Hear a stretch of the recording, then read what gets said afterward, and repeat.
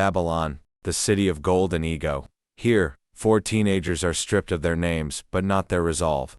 In Chapter 1, Daniel and his friends draw a line at the dinner table. Trading the king's rich delicacies for simple vegetables, they emerge 10 times sharper and stronger than the court's best. This small victory of integrity sets the stage for a geopolitical revelation. Nebuchadnezzar is haunted by a dream of a towering colossus with feet of clay. Daniel interprets the vision, a succession of earthly empires destined to be crushed by a stone, the kingdom of God. But the king's ego is short-lived. He demands worship of a literal golden statue. Shadrach, Meshach, and Abednego choose a fiery furnace over a fake god. Instead of a funeral, the fire becomes a sanctuary. The flames only burn their ropes, and a 4th man walks among them. They exit without even the scent of smoke, proving that faith isn't about avoiding the fire, but being transformed within it.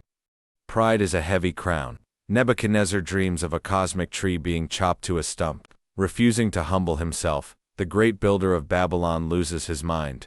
Spending 7 years grazing like an ox until he finally looks up and acknowledges the true King of Heaven.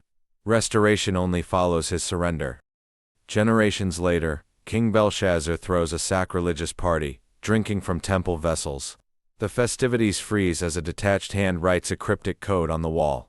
Mene, Mene, Tekel, Parsin.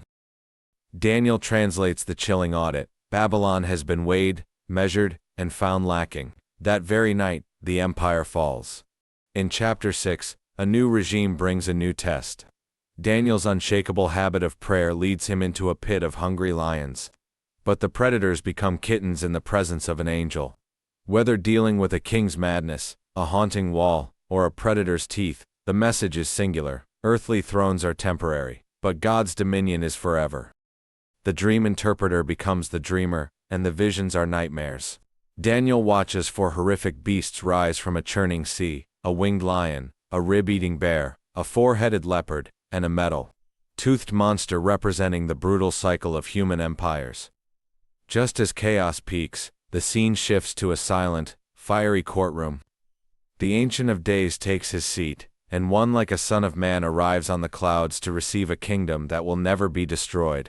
Chapter 8 narrows the lens to a charging ram and a flying goat, predicting the clash of Medo-Persia and Greece with surgical precision. Realizing the 70-year exile is nearly over, Daniel doesn't celebrate. He repents in sackcloth for his nation. As he prays, the angel Gabriel arrives, not just with an answer, but with a cosmic calendar, the 70 weeks. It is a divine countdown revealing that history isn't a series of accidents, but a path leading toward the ultimate anointed one.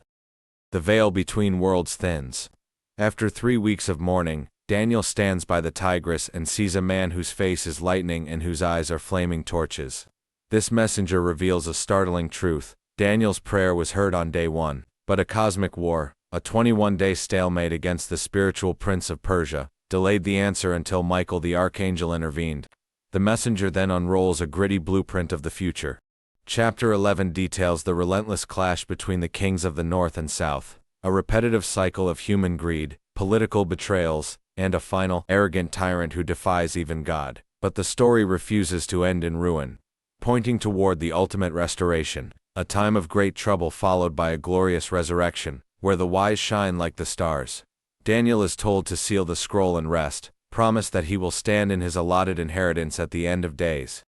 The story of Daniel takes a turn toward high-stakes courtroom drama and ancient myth-busting. A young Daniel intervenes in the trial of Susanna, a woman framed for a crime she didn't commit. By cross-examining her accusers separately, Daniel catches them in a lie about the very tree they supposedly stood under, proving that wisdom can dismantle even the most powerful conspiracies. Daniel becomes a holy skeptic. He challenges the living god Bel, whose priests claim eats wagon loads of food nightly.